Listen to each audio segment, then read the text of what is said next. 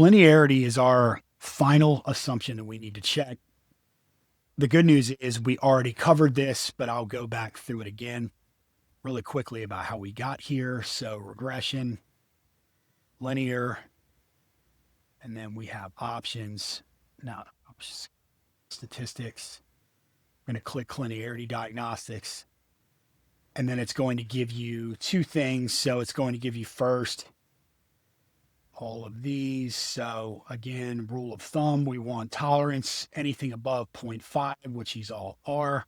And then variance inflators, we hope variance inflation factor scores, we hope those to be below 5, opposed to below 0.2, we would feel good about. So really we only have this set that is above 2, and they're all pretty close to 2. So we do see some level of collinearity here between some of these. And then for the most part, everything is about 1. So we feel great about every other predictor.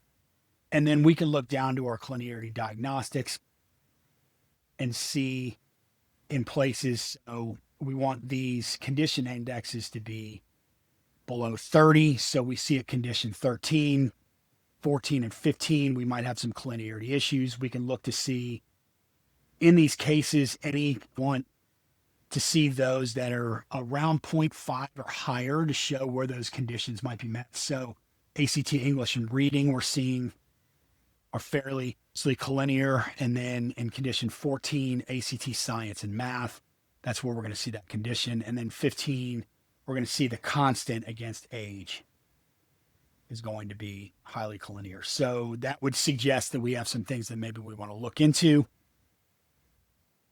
Ultimately, would we possibly relax collinearity when the goal is prediction, not explanation? So tree-based models, regularized regression like a ridge or lasso model, other machine learning approaches that can handle correlated predictors without issues, it's actually just going to stamp them out anyway.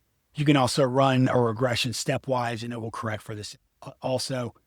And then you may want to keep all variables in the model for completeness, even if they do overlap. So for instance, in a lot of business dashboards or composite scoring, you might see there's some relationship between variables, but if you were to remove that, it takes away from the ability to interpret the full picture. So we might want to keep those all involved. And then it's not okay if you're interpreting the meaning of the coefficients. They can dampen each other or show relationship may not be there when in fact that's not true. When you're doing variable selection or trying to understand which variable is most important,